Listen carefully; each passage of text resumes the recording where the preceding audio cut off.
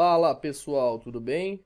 Hoje eu estou aqui fazendo a gravação da nova planilha que a gente está lançando. Essa planilha é uma promessa minha há muito tempo para os meus alunos, que é uma planilha que calcula a quantidade de fibra e qual fibra que a gente precisa para fazer um projeto, mesmo sem ter o projeto. Parece loucura, eu sei, até por isso que a gente apelida elas de planilhas mágicas, né? Mas é possível a gente conseguir fazer essa verificação, pelo menos uma verificação estatística, né? Uma estimativa, a gente consegue trabalhar em cima dela. Para quem não viu ainda, a gente tem uma outra planilha que está lá na nossa página, na Fiber School. Eu vou botar o link aqui embaixo para vocês baixarem a outra planilha. A outra planilha faz uma pesquisa através do IBGE para a gente descobrir quantas residências tem numa determinada região. Então, eu vou precisar desse número, da quantidade de residências de uma região, para utilizar essa nova planilha, tá? Se vocês ainda não conhecem a planilha de dados do IBGE, eu acredito que seja bem interessante que vocês cliquem no link que está aqui embaixo dessa planilha. Se você está vendo no YouTube, vou botar na descrição. Se estiver no blog, vai estar também no conteúdo do blog o download dessa planilha aqui para descobrir a quantidade de residências, ok? Então, vamos vir aqui na planilha, fazer uma breve introdução sobre a planilha.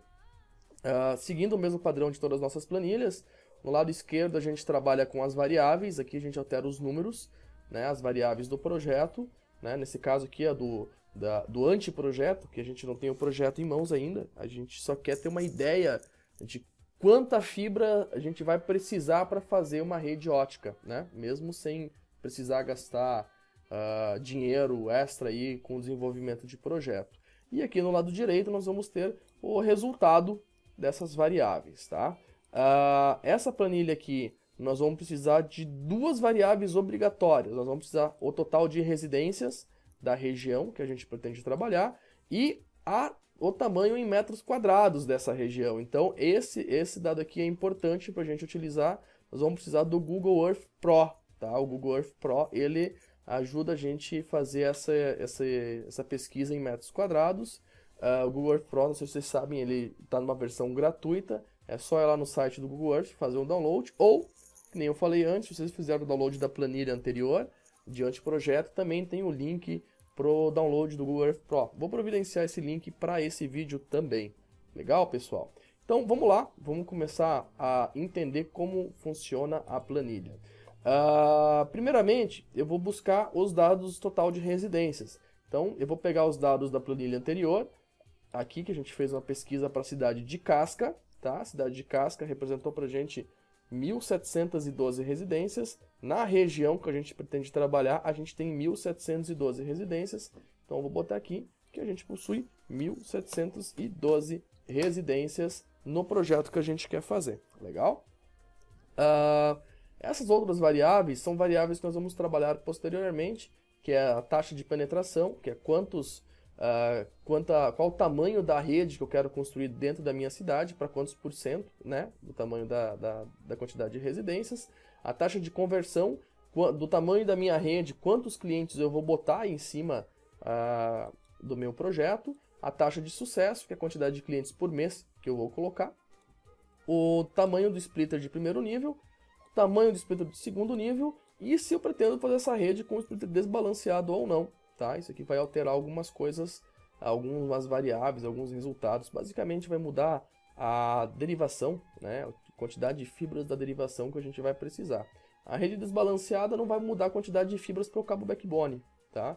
O backbone vai continuar com a mesma quantidade de fibras, mas na derivação ela vai influenciar sim.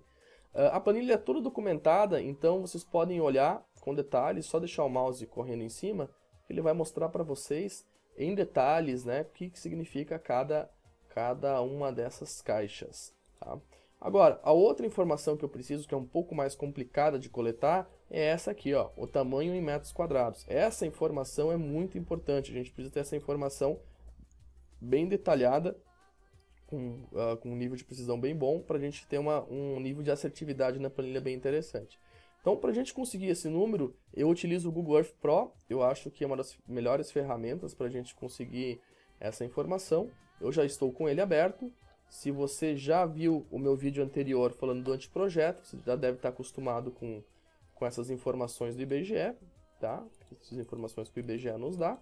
Então, eu defini no meu projeto anterior que eu quero atender somente o centro da cidade, tá? Quero atender somente essa região do centro aqui, tá? Porém, como vocês podem ver, essas demarcações, ela pega muita região do interior, que eu não vou construir rede.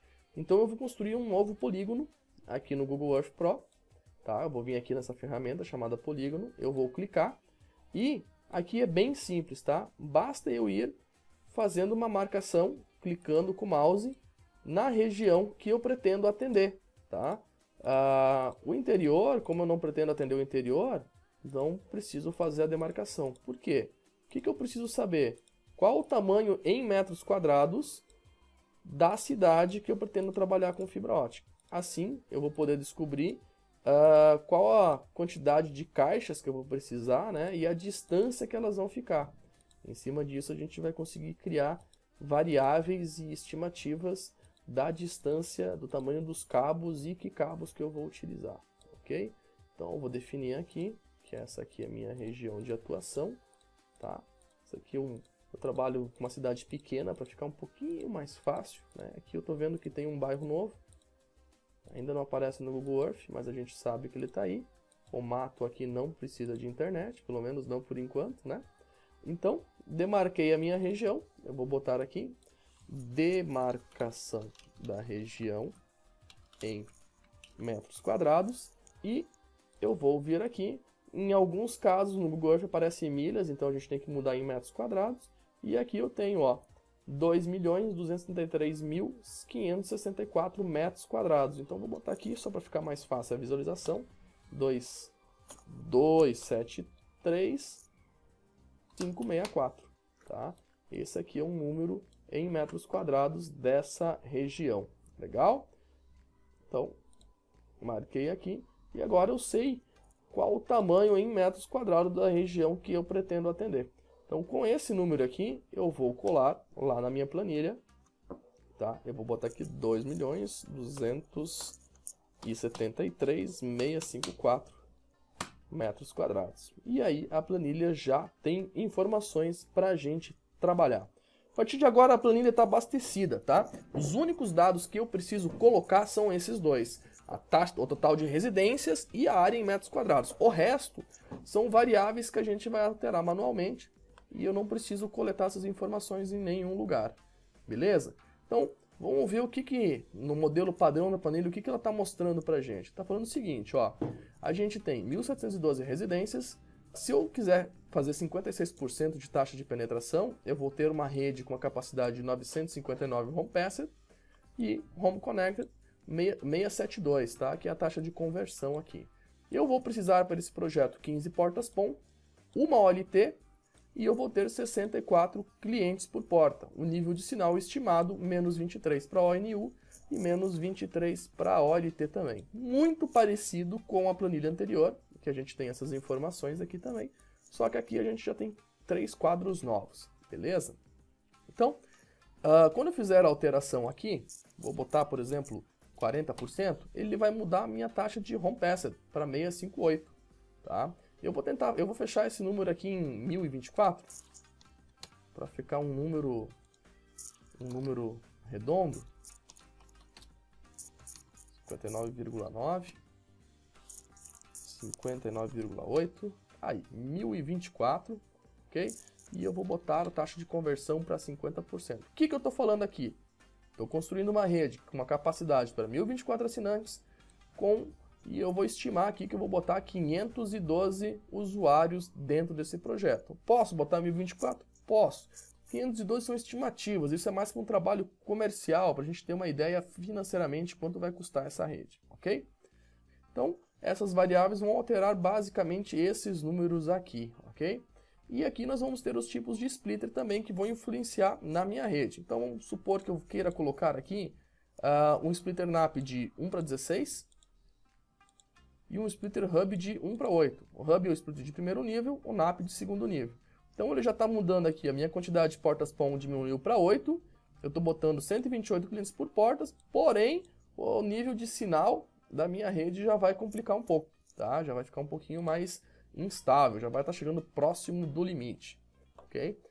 Nós vamos ter outras planilhas, posteriormente eu vou postar uma planilha para vocês, bem detalhada sobre cálculo de potência, para a gente conseguir ver detalhadamente essa questão de potência de sinal. Por hora, posso falar para vocês que se vocês construírem uma rede para 64 por porta, essa rede vai funcionar 100%. Então, continuando aqui, nós vamos ter as outras variáveis aqui nas informações avançadas, tá? Aqui nós temos as informações básicas, e aqui nós temos informações avançadas. A área em metros quadrados a gente já viu, a distância média dos postes eu trabalho com 33 metros, mas vocês podem alterar ela também, que seria a distância na cidade dos postes, né? Essa planilha não é para redes entre cidades, é para um projeto FTTH dentro da cidade. A quantidade de sobra que eu vou deixar no poste, quando eu for botar uma caixa de emenda, que por padrão está 20 metros, e a metragem do cliente, que é a quantidade de cabo que vai do último poste até a casa do cliente, então eu tenho como base aqui 15 metros, é mais ou menos isso, ok? E a gente consegue otimizar ainda os dados da planilha aqui nessas variáveis de otimização de custos. Então aqui eu posso falar o seguinte, quantos POPs eu vou ter na cidade, quantos POPs com OLT, 1 ou 2, tá? 3, 4, 5, dependendo do tamanho da cidade. E dentro desses POPs, quantas saídas de fibra ótica vai ter, tá? Essas informações aqui vão influenciar diretamente na quantidade de fibras que a gente vai precisar no backbone, ok? Então, quanto mais POPs eu tiver na minha cidade, menos fibras no meu backbone eu preciso. Quanto mais saídas de fibra que eu tiver em cada POP, menos fibras eu também vou precisar. E a gente vai ver isso na prática. Aqui seria a porcentagem que eu quero que tenha de fibra sobrando dentro do cabo, tá? Vamos supor que o projeto diz que eu preciso de 12 fibras e eu quero ter 20% de sobra de fibra. Então ele vai adicionar 20% em cima. Eu posso zerar esse número se eu quiser saber o mínimo de fibra que eu vou precisar. Aqui é para o backbone e aqui nós temos para a derivação, ok? E aqui tem uma variável muito importante, que é a quantidade de portas PON que uma OLT tem. Tá? Vamos supor que eu tenho uma OLT EPON de 4 portas, então eu vou precisar comprar 2 OLTs para esse projeto, né, de 4 portas. Então a quantidade de portas PON da OLT vai influenciar muito na quantidade de OLTs que eu vou precisar. Eu deixei aqui 64, que é o padrão de uma OLT grande, chassi, é 64 portas, mas isso vai depender muito do projeto de vocês, ok? Então, a quantidade de portas PON aqui na otimização de custos. Seguindo, vamos ver aqui os resultados desse anteprojeto. Aqui em fibra ótica ele está falando o seguinte, a metragem total de fibra que eu vou precisar nesse projeto vai ser 18 mil metros de fibra ótica, com um total de 543 postes, sendo que, se eu quiser dividir isso em backbone e derivação, backbone seria a linha troncal, a gente vai precisar, né, a estimativa de 4.492 metros, e a quantidade de fibra desse backbone tem que ser de 5 vias apenas, olha só, o meu backbone para esse projeto, com 20% de sobra, tem que ser 5 vias. Por que tem que ser 25 vias? Porque eu tenho 2 saídas de fibra ótica no meu POP. Então eu vou sair com 2 POPs, 2 fibras óticas, né? Seria o caso de 6 vias, já que a gente não encontra fibras de 5 vias. Se eu botar somente uma saída, a gente vai precisar de 10 vias. Vamos brincar mais um pouco aqui. Se eu mudar para splitter de 1 para 8, não splitter de 1 para 16, ó, estou precisando de 20 vias agora para fazer esse projeto, ok? Eu não estou mais botando 128 por porta, então vou precisar um pouco mais de vias no meu backbone, tá? Eu não aconselho trabalhar com 128 por porta, sempre aconselho trabalhar com 64. É muito mais interessante que vocês trabalhem com saídas de fibras óticas a mais, né, que mesmo assim eu não vou precisar um cabo de 24 vias para esse projeto. Ok. Dando continuidade aqui, a gente vai precisar 196 postes para o backbone. Isso aqui é importante para a gente calcular quanto vai custar o aluguel da nossa rede mensal, né? Então vocês vão saber aí, quando vocês fizerem um projeto concessionário, quanto custa o aluguel dos postes. Então a gente só vai multiplicar isso aqui, a gente vai saber o custo operacional. A quantidade de fibras de derivação, a quantidade de fibras que a gente vai precisar na derivação também, seria 5 FO, e a quantidade de postes das derivações, ok? Então isso aqui seria o resumo da quantidade de fibras que eu preciso para esse projeto. Basicamente, se eu construir um projeto 1 para 8, 1 para 8, para construir um projeto de 1024 home pass e botar 512 usuários nele, vou precisar de um backbone de 12 vias e as derivações de 6 vias, né? Aqui 10 vias de backbone e 5 vias de derivação, só que como não existem esses cabos, vamos ter que comprar um cabinho um pouquinho maior, ok?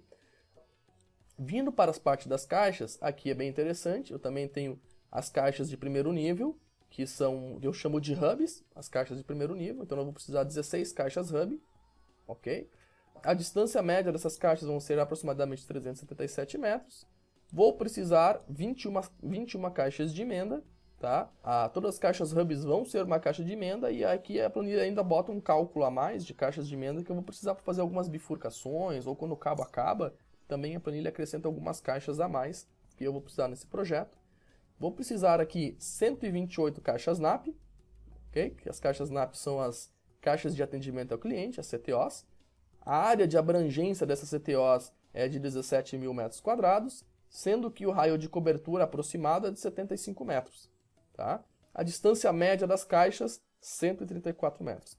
Então, isso aqui vai influenciar muito. Se eu mudar para um splitter NAP, por exemplo, eu vou botar um splitter NAP de 16 portas ao invés de 8, vocês vão ver que a distância das caixas aumenta. Tá? E se a distância das caixas aumenta, o raio de cobertura aumenta, consequentemente, a distância média de ativação dos assinantes também aumenta. Ok, pessoal? Isso aqui é muito importante na hora de vocês construir uma rede ótica, que essa distância média do assinante fique próxima a 100 metros, tá? 100 metros, 110, 115. Se começar a passar de 120, já começa a ficar bem complicado as ativações começam a demorar muito, tá? Então a distância das caixas vai influenciar muito. Esses dados que eu estou colocando aqui para vocês são referentes a projetos que a gente tem feito nos últimos 5 anos de fibra ótica. Eu fiz algumas conferências com alguns clientes, então eles têm se mostrado bem assertivos, esses números. Às vezes a gente olha e fala assim, nossa, parece que é muita fibra, né? As caixas estão próximas da outra, mas realmente, no dia a dia, a gente tem muito desperdício de cabo, tem restos de fibra que sobra na bobina, a gente tem que fazer curvas na cidade, tem que fazer travessia de avenida, tem que fazer a entrada na casa dos clientes, então tem muitos detalhes que acabam fazendo que a média do assinante suba muito, tá? Então esse número aqui está bem próximo da realidade mesmo, tá? Isso aqui não é sonho de fabricante, tem muitos fabricantes aí que falam que a construção de vocês praticamente não usa cabo drop, tá? Então aqui a gente procura trabalhar muito próximo da realidade. Continuando aqui na parte de assinantes, a gente vai poder ver que ele dá mais umas informações importantes para a gente. A quantidade média de postes, né, que a gente vai ter para ativar um cliente, o tempo médio de ativação por dia de uma equipe, né, então nesse caso a gente teria 3 ativações por dia, se a gente trabalhar com um splitter de 1 para 16, se eu mudar para splitter de 1 para 8, a gente já vai ter 4 ativações e a distância já está próximo de 100, né, então ele até deixa mais verdinho aqui a planilha, mostrando que está ok a rede. Tá? Aqui a quantidade de dias úteis para ser que a gente tem disponível para ativação. Isso vai depender muito de região. Eu sei que tem umas regiões no Brasil que chovem muitas, outras não chovem tanto. Então aqui eu tenho como padrão 15 dias úteis, né, de trabalho que a gente vai ter considerando chuva. É uma variável, vocês podem mudar. Aqui a quantidade de ativações por mês referente à taxa de sucesso. Tá? Então se eu aumentar a taxa de sucesso, vai aumentar as ativações necessárias para fazer por mês. E aqui é a capacidade de ativação de cada equipe. O que é legal nessa planilha? O legal dessa planilha é para a gente conseguir descobrir o que é melhor. Se é trabalhar com splitter de 1 para 16, se é fazer uma rede com uma taxa de penetração maior, uma taxa de penetração menor.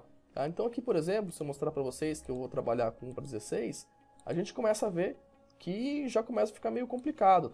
A distância do cliente fica alta, né? A minha capacidade de ativação é baixa também.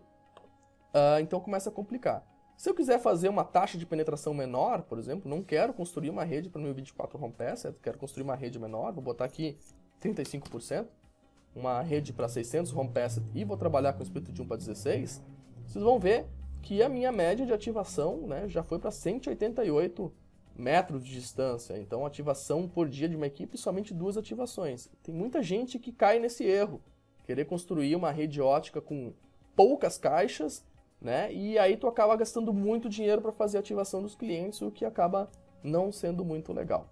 Beleza, pessoal? Outra coisa que é legal de trabalhar nessa planilha, além da parte dos clientes, é a parte da fibra ótica. Eu gosto muito de utilizar ela para a gente estimar quantas fibras eu vou precisar no backbone. Tá? Vamos supor que eu queira construir essa cidade aqui com 2 POPs. Tá?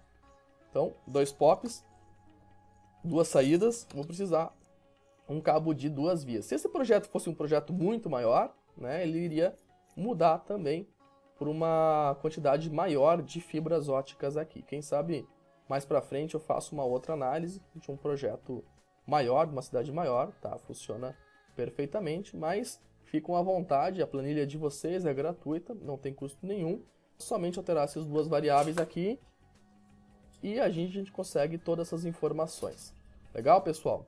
Se vocês tiverem alguma dúvida, pode conversar com a gente no formulário da Fiber School aqui, vocês podem entrar em contato com a gente, manda pra gente um contato que a gente vai auxiliar vocês. É muito importante que vocês mandem as dúvidas pra gente gerar conteúdo em cima das dúvidas de vocês. A gente precisa muito dessas informações, né? Por mais que a gente viaja no Brasil inteiro visitando clientes, muitas vezes a gente não sabe necessariamente quais são as dúvidas de vocês, então mandem o seu e-mail, falem pra gente o que está acontecendo, quais são os problemas que vocês estão passando pra gente auxiliar vocês. Legal? Se inscrevam aqui no site, a partir do momento que vocês botar o e-mailzinho de vocês aqui, a gente vai começar a encaminhar e-mails para vocês com todos os conteúdos e todas as atualizações do nosso blog. Ok, pessoal? Então é isso. Se vocês quiserem mais alguma informação, entre em contato com a gente lá. Até a próxima. Valeu!